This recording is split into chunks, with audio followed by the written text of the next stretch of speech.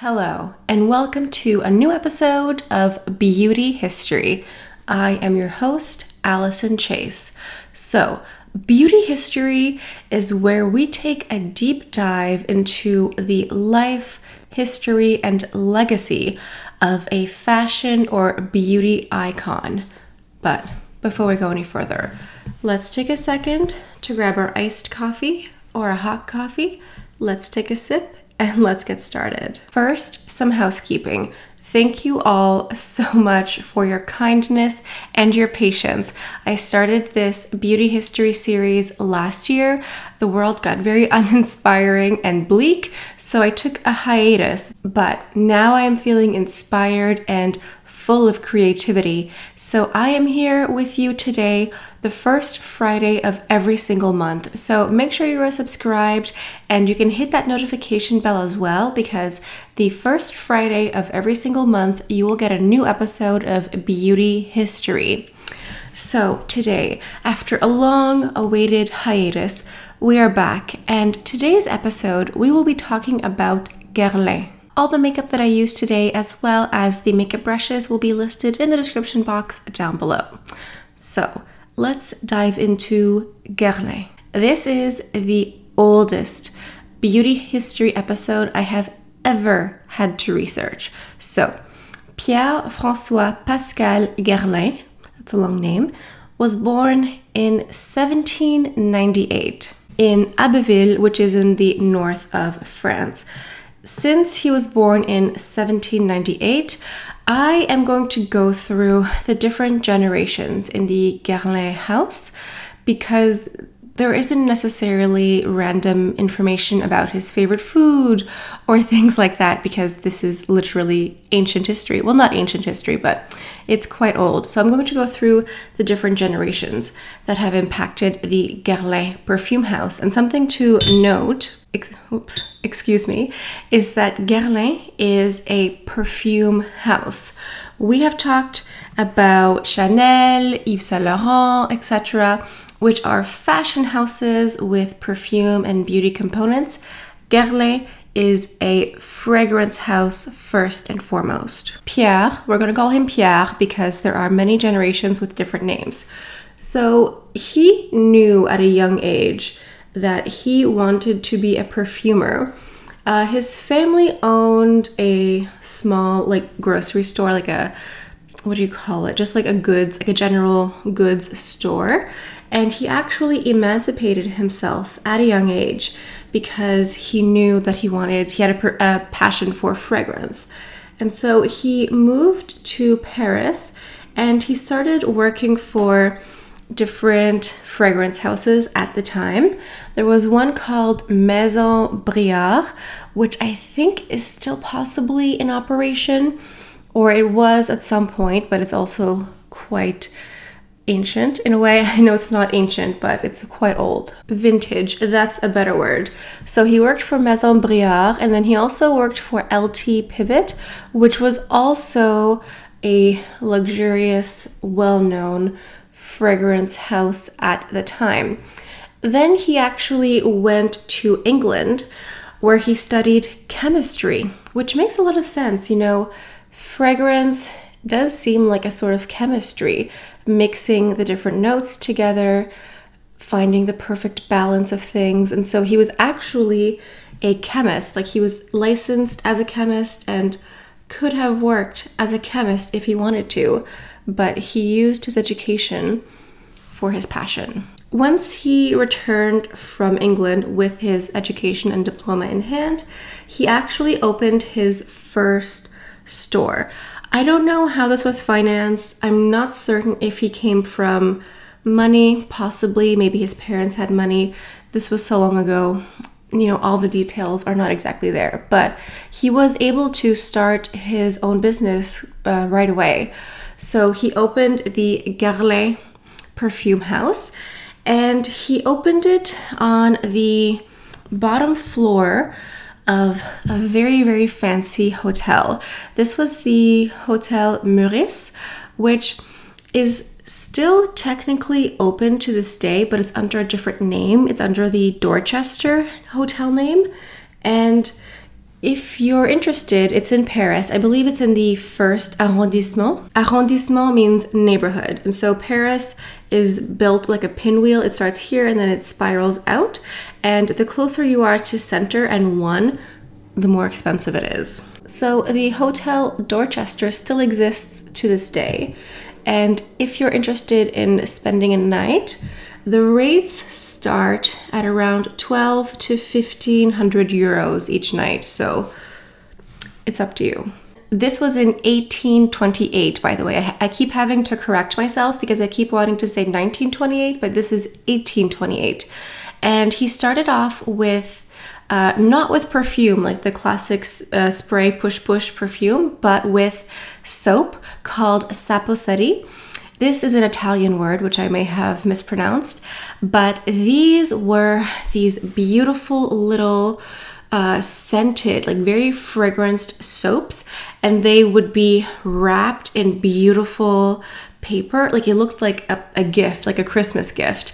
And he came out with, I think, 45 different scents. So each Sapposetti, each soap would have a different perfume. And so you would bathe yourself with a perfume and then you would smell like that perfume during your day, because at that point in time, only like the richest of the rich could afford regular baths. This is 1828.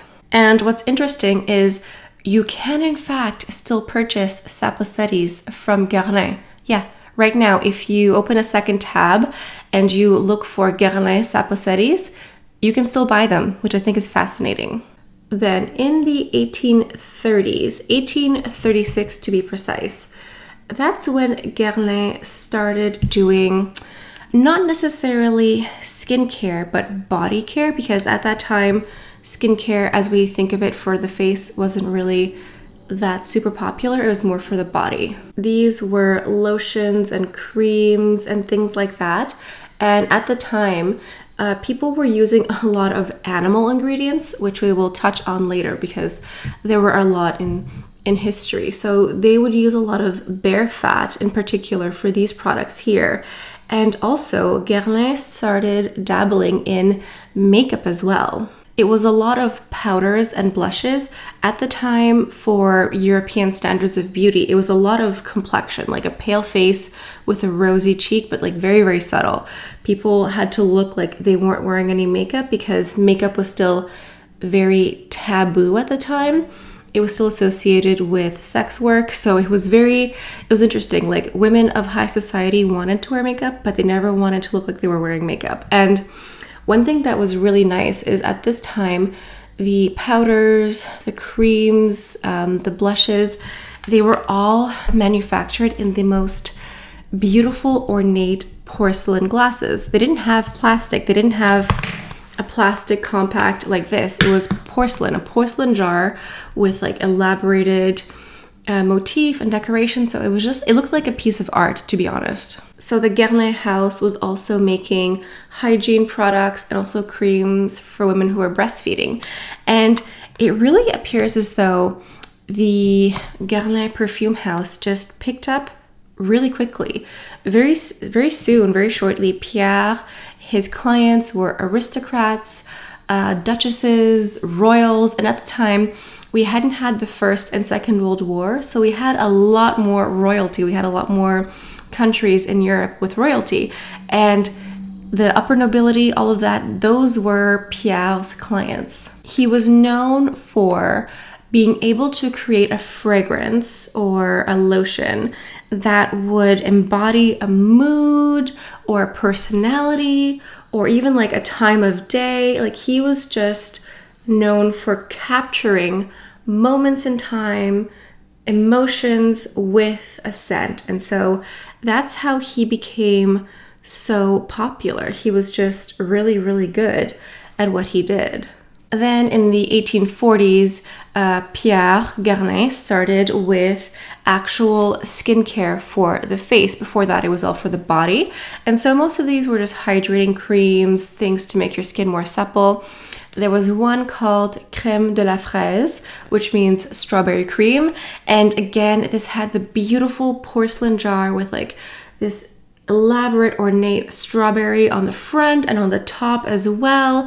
There was also a cucumber cream, which would have the cucumber on the front and on the top. So it was just very extra. So at some point in 1842, Pierre decided to move his boutique from underneath the hotel. So he stayed in the first arrondissement, but he moved it to a place called Place de la Vendôme, which is just like a square. Like Vendôme, it's like a square of Vendôme, if you will.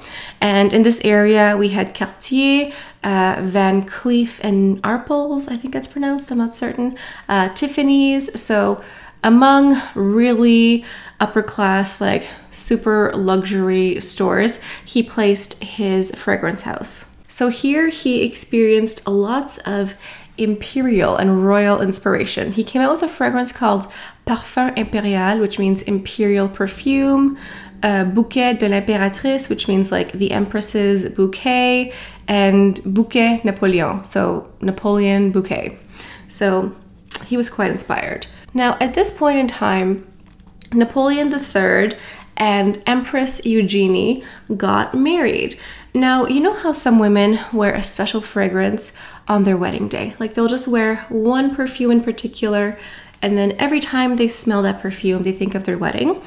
Well, Empress Eugenie actually had a fragrance made specifically for her wedding day by Pierre Guerlain. This was called Eau de Cologne Impériale, so Imperial Cologne Water.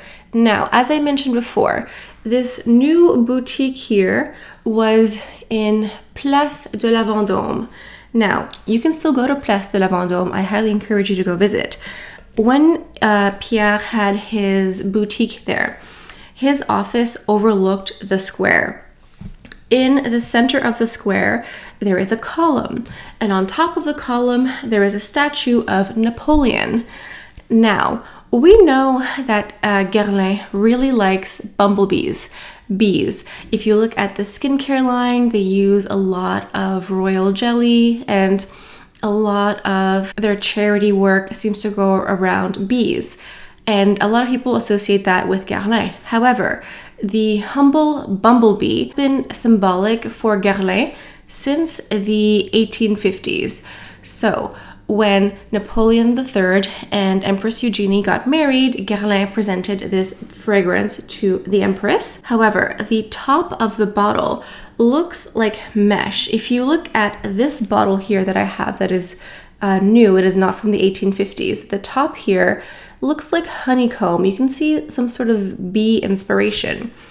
Now, if we look back at the column that I was referencing from Napoleon with the statue on top, the motif around it looks like honeycomb and bees because Napoleon loved bumblebees. You've heard the expression like worker bee, like hardworking bumblebee. Napoleon thought that the humble bee was hardworking and just like really symbolic for himself. He just saw himself in the bee, just very diligent, hardworking, nose down, and just kept working. And so for him, he used the honeycomb pattern and the bee as a symbol in some of his arms, coat of arms, things like that. And so if you look at a lot of artwork and statues regarding Napoleon, you will also see bees and honeycombs. And so that is why Guerlain added not only the bee on top here, but also the honeycomb surrounding the perfume bottle. And you will see this in a lot of Guerlain fragrances. So this granted Pierre with the official title from the Empress as His Majesty's Royal Perfumer. Can you imagine? This was literally the peak of his career. This is also nearing the end of his career, but I mean, his career went out on the absolute peak of it. So not only was he His Majesty's official royal perfumer, but he would go on to create perfumes for the Prince of Wales, Queen Victoria, Queen Isabella of Spain, and countless duchesses of the time, because I said there were a lot more royals around the time. So he was just the guy. He was the guy to create perfumes for all of the royal ladies. all of that happened in the 1850s, and in 1864, Pierre passed away. He lived a full life, and he passed away at the peak of his own personal career. So it is sad to see a loss of life, but he did very well for himself, and he had two sons. He had Gabriel and Aimé.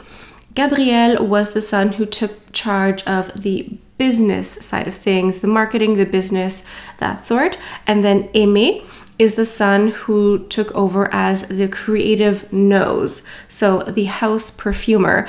And this is where the tradition of passing the title of like official perfumer from one generation to the next started for Guerlain. So in the 1870s, the house came out with more skincare.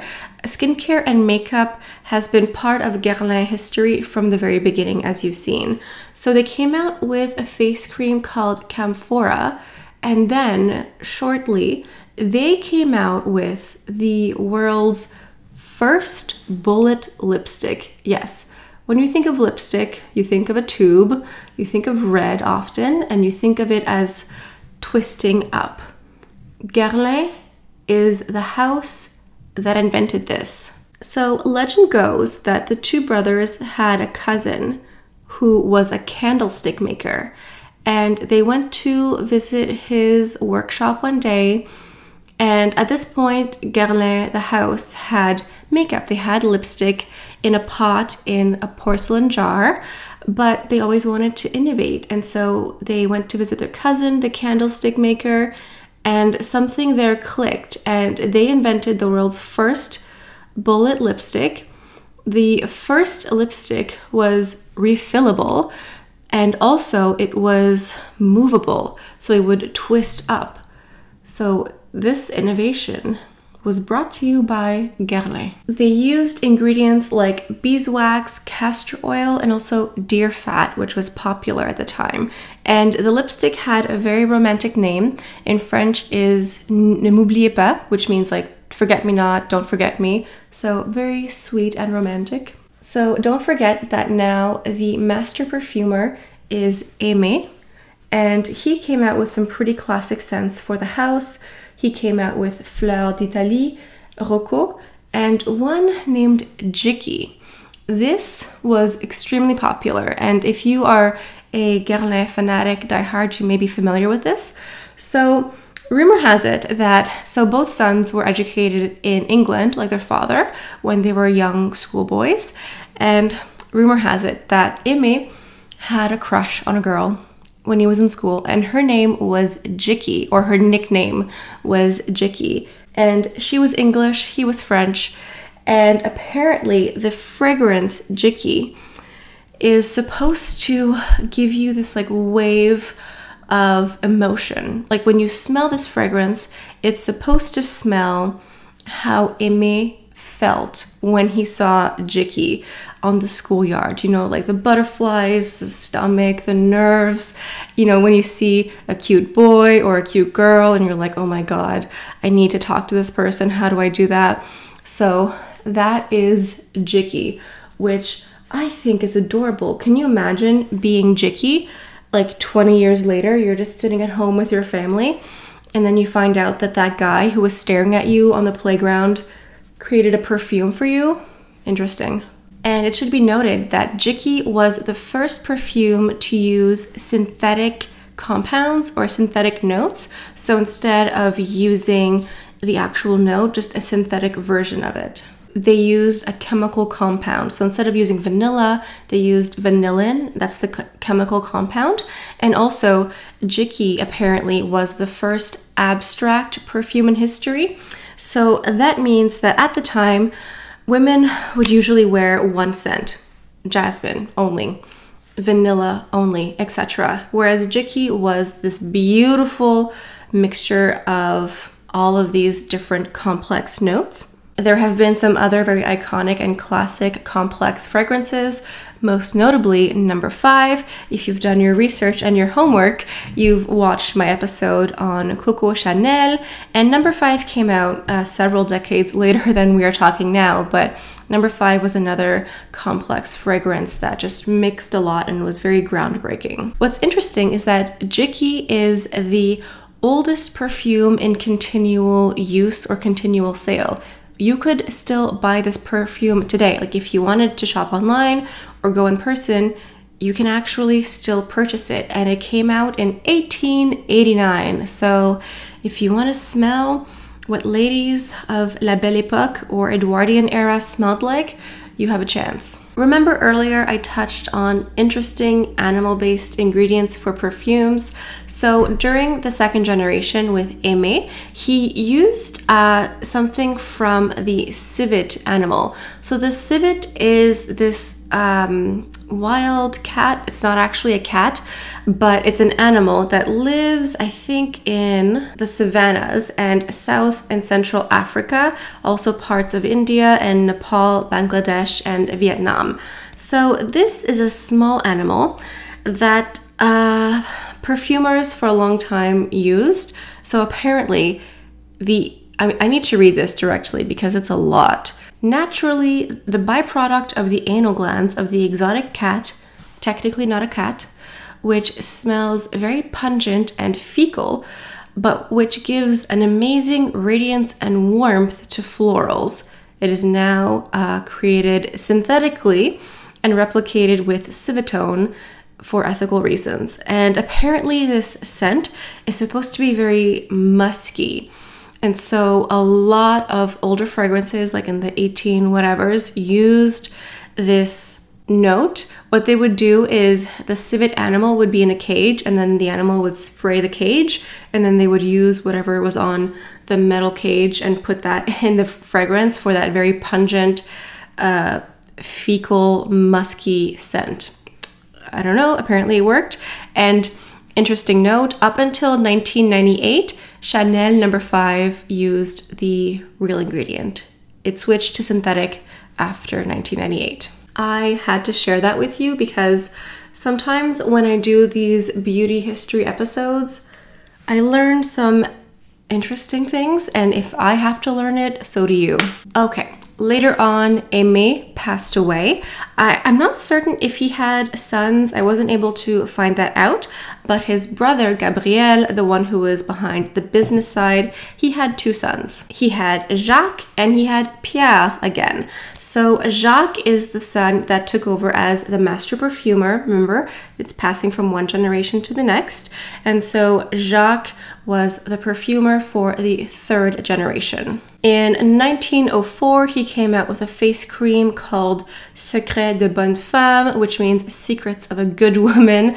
And fun fact, this face cream was in production up until 1990. So up until 1990, you could buy things that made you a good woman. Many of Jacques' creations are still available for sale to this day. This includes Après l'Ondée, which means like after the flood, L'Heure Bleue, and one called Mitsuku. Now, this was very popular. I think this came out in 1912, and this was used by Charlie Chaplin and also Ingrid Bergman. What's interesting about Mitsuku is that the shape of the bottle looks very familiar. This was actually used later, the shape, for the fragrance La Petite Robe Noire, which is a very classic scent for Guerlain. So many of Jacques' perfumes were reformulated and remade over the decades, and a lot of his work ended up at the Osmothèque. This place looks like the coolest thing I've ever seen. Okay, so let me describe to you the Osmothèque.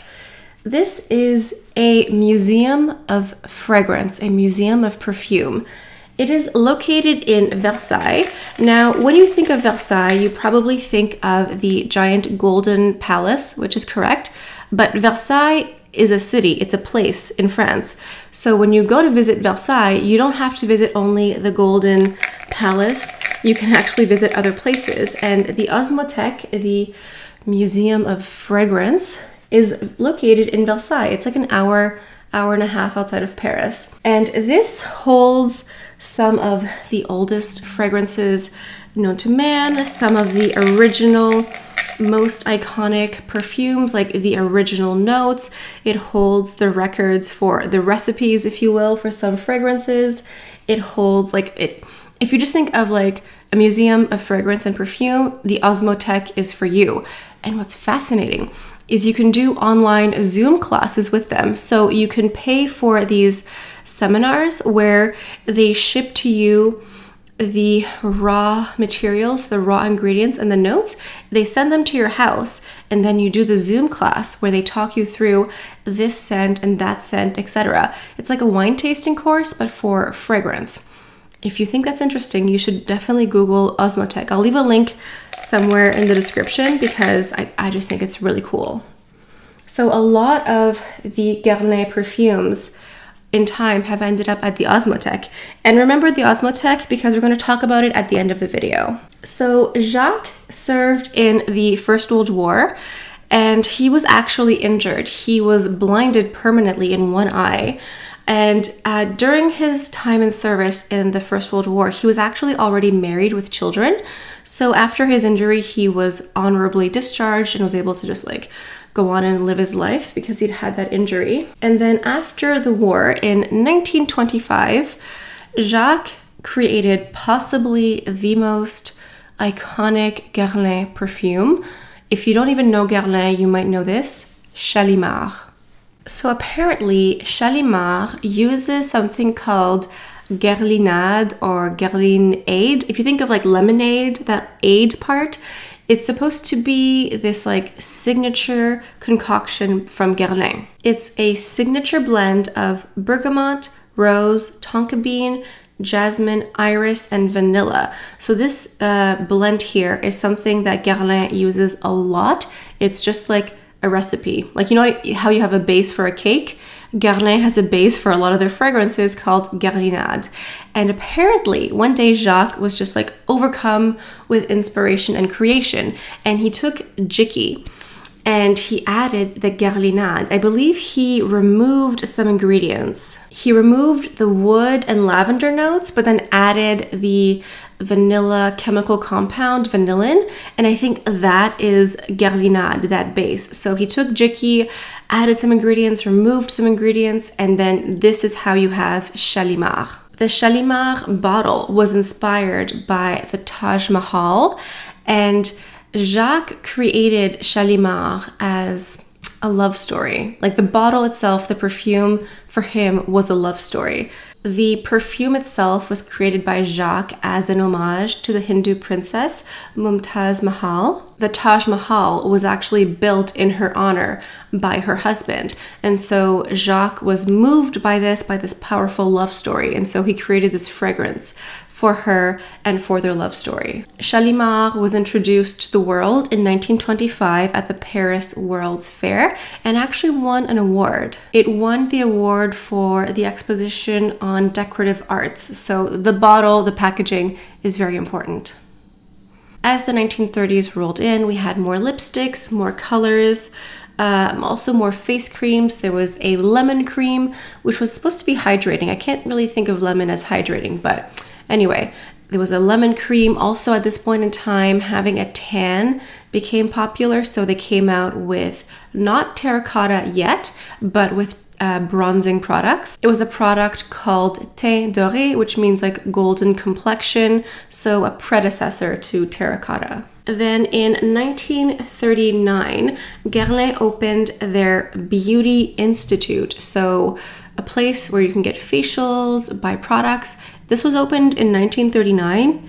It's on Les Champs-Élysées, which is a great place for shopping. It is still open to this day. In 1991, it was declared a heritage site, and you can go shopping there right now. If you live in Paris, you can go shopping today. You can pick up, I think, fragrances as well, but clearly a lot of skincare and beauty items. Now, we have to talk about something quite sad. So remember, Jacques had a brother, a younger brother named Pierre. They had quite a significant age gap, like they weren't super close in age. So Jacques served in the First World War and Pierre served in the Second World War. And from what I understand, Pierre was stationed in the north of France. And if you know anything about the Second World War, you know that the north of France had its teeth knocked in. And Pierre was stationed, and he was mortally wounded on a combat field. But because of the nature of war and what happens to bodies, sometimes his remains were not found. I'm actually not certain how long Pierre was considered missing or missing in action, because you know, they didn't find his remains or his dog tags for a long time.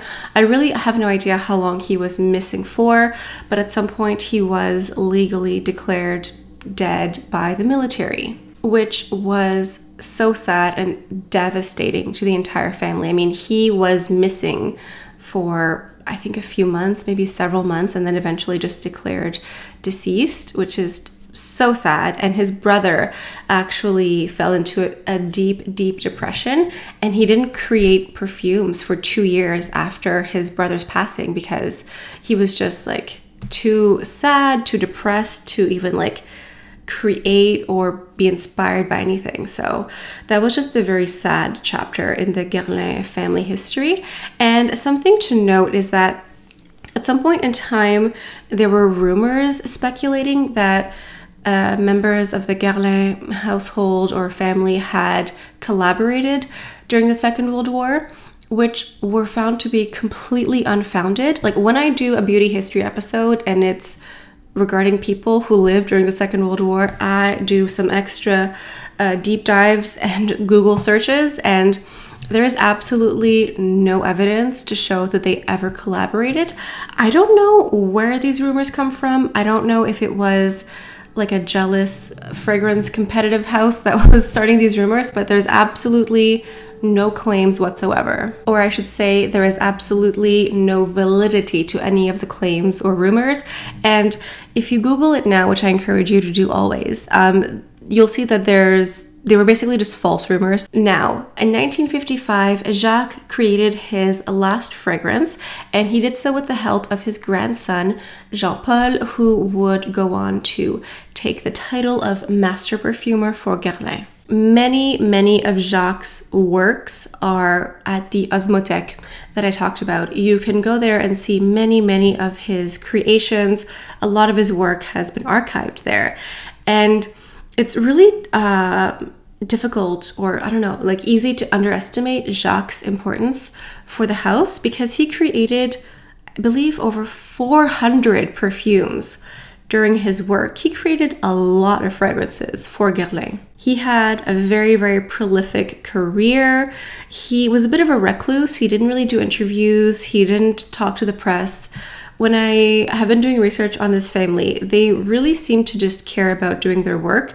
They're really not interested in being famous or being on Instagram or anything like that. They are there to create perfumes and be good at what they do. They don't really care about the press and the media and the tabloids. And, you know, Jacques was a recluse. Apparently his wife, André, was his muse their entire lives together, which I think is literally the cutest thing I've ever heard, that his wife was his muse. They loved horses, they loved dogs, they loved gardening, and they just seemed to live like a really nice, wholesome life. I think he was deeply shaped by the events of the First World War. I mean, he lost sight in one eye, and then he lost his brother in the Second World War. So he, from what I understand, I mean, I've never met the man, but it seems as though he really understood the important things in life and his family and the people he cared for and the things that he cared about, and not so much popularity, which I respect. Now we're moving on to the fourth generation, which will be the last generation where we have a perfumer or master perfumer that's part of the family. So Jean-Paul Guerlain worked with his grandfather to create his grandfather's last fragrance. And when Jean-Paul became the master perfumer for Guerlain, he noticed that there was a pretty deep need for men's fragrances. Up until then, there were some male fragrances or unisex, but there was a lot more feminine perfumes available from Guerlain. And so he decided to create more masculine ones. Some of his most notable men's colognes are Vetiver, Habit Rouge, Chamade, and Samsara. In the 1960s, the Guerlain Beauty Institute completed their makeup look by adding mascara to the collection. And I forgot to mention this, but early in the 1850s, I believe, Guerlain introduced kohl or eyeliner, because at that point in time, a lot of focus on makeup was on complexion, like European obsession with beauty was pale face and like a rosy cheek. Other parts of the world had been using liner and kohl for a long time, and Guerlain introduced that to European nobles and dignitaries. Back to the 1960s with Jean Paul, so he added more products to the beauty line, like hydrating bases and primers and foundations. Then in the 1980s, we started seeing these beautiful little products called the Meteorite Pearls. This was a new invention and it hit the market, and people, I think, lost their minds a bit. I mean, I just discovered them recently and I think that they are literally the most beautiful things in the world. They are these beautiful pearls with a specific function. So each pearl is a different color, one to brighten, one to unify, one to correct, and then you just swirl your brush around in luxury. They are so extra. And I think, in my opinion, these little jars of meteorite pearls are maybe the closest we will have to those beautiful ornate porcelain jars that ladies used to have. I imagine that the porcelain jars are maybe around this size, maybe a little bit taller, but this is like having a little piece of history because it's so beautiful and ornate. I just imagine that the porcelain jars might have been a little bit similar to this. Then in 1984, Guerlain introduced Terracotta, the bronzing collection. This is supposed to give you 3 weeks of tanning in 3 seconds. So instead of going to the beach, going to the Caribbean or possibly the Mediterranean, you can just swipe on some terracotta bronzing powder. It's been a top seller as a beauty product, as a bronzing powder for a very, very long time. And I don't think it's gonna stop anytime soon. So, as I mentioned, Jean Paul was the last family nose. In 1994, Guerlain sold to LVMH, which is the Louis Vuitton Moet Hennessy group. This is a conglomerate that owns dozens and dozens of luxury brands and luxury goods, and so they sold to them. So this was sold in 1994. Jean Paul stayed on. He did like a sort of semi-retirement in 2002, but he continued working for Guerlain until 2010 because, okay, so I hope you're sitting down. So in 2010, Jean Paul was interviewed and he was asked about his career, his products, his perfumes, his creativity, his work process, you know, all that. And he was interviewed specifically about a fragrance he created called Samsara. And in response, Jean Paul decided to use the N word twice. I know. So for the research for this video, I have read mostly French articles and French sources, which I've then translated. And I read the quote in French. It's bad. I don't like, yeah. And then that was 2010. 2012, he had another incident. He was taking the Eurostar, so he was taking the train in Paris, and apparently he complained to some of the people, the staff that worked there, that you can no longer be served by white people. Yeah, so that's a pretty big yikes for me. I had to take my hair down. I was getting a headache. I don't know if it's from the clips or from Jean Paul here.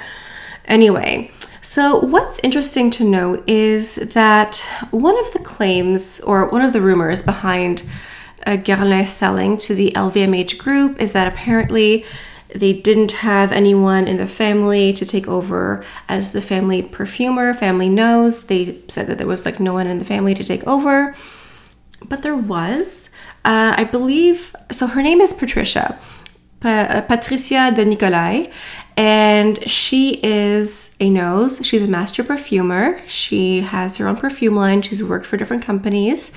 And rumor has it that there was a glass ceiling, even within the Guerlain family, that they wanted to keep the master perfumer title to a male heir. and Patricia, unfortunately, didn't meet that standard. Like, I don't know if this is true. This is a rumor that one of the motivations for selling was, well, we don't have anyone to take over, even though they possibly did. One thing to note is that Patricia has actually done very, very well for herself. She was the first female director of the Osmothèque, the Museum of Perfume. Yes, she was their first female director. So she's done very well for herself. But I have to say that the world of perfume, even though I think of perfume as a more feminine item, it's actually a boys' club. The role of nose, the role of like master perfumer is a boys' club. Historically, it's been mostly men.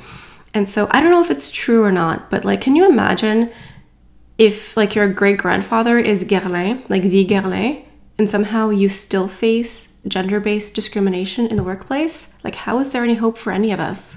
The role of master perfumer now for Guerlain is held by Thierry Vasset, who created one of my favorite perfumes, Mon Guerlain Eau de Parfum, which definitely has that Guerlinade, that Guerlain lemonade, vanilla, tonka bean, jasmine, rose, bergamot mixture. It definitely is present in this fragrance here. So far, Thierry has created 181 perfumes for Guerlain, Mon Guerlain, and also La Petite Robe Noire, which is very popular. So something I want to touch on as we are ending the video. We have heard recently that Violette FR, the amazing, iconic, classic French makeup artist who lives in New York but bounces back between like Brooklyn and Paris, is now the creative director for the makeup department for Guerlain. So we're going to see some beautiful new inspirations, some beautiful creations with a lot of French inspiration. Guerlain is very, very French, and so is Violette. And I think that she has such classic yet modern take on beauty. Her makeup never looks overdone. She always finds the perfect balance. And I think for me, Guerlain is a very classic, very French brand. And it makes sense to have Violette be part of this company now. And I am looking forward to it. I think she's going to bring a breath of fresh air, some innovation, and new items, because she also has her own makeup label and makeup line. And a lot of the products that she has have not been seen in other brands. So I'm hoping that she brings this innovation and creativity to the brand. So that is it. We are rounding out our episode on Guerlain. There have been many generations, many people, some more problematic than others. I forgot to mention that when Jean-Paul was being a racist douche, he was fired immediately, like instantly. Like I said, he was semi-retired in 2002, but he continued working for the brand until 2010. I think as soon as he finished the interview, he was like fired immediately, which is exactly what should happen. So rest assured about that. But I couldn't believe it when I read it. I was like, what? My God. Anyway, please let me know what you think of today's beauty history episode. I hope you enjoyed it. Leave a comment down below. These videos take so much time and effort. They are a labor of love. So if you would please kindly subscribe, like, and make sure to leave a comment. If you do all those things, YouTube sees that as engagement and will send more people to view the video, more people to my channel. So make sure you leave a comment just to make sure that you help stimulate the algorithm. So please do that for me. I will be back with a new episode the first Friday of next month. And if you paid close attention, you already know the subject of next month's video. So on that note, I want to thank you all so much for watching my video. Thank you for your support and your kindness. I hope you have a beautiful day, and I'll see you next time. Bye.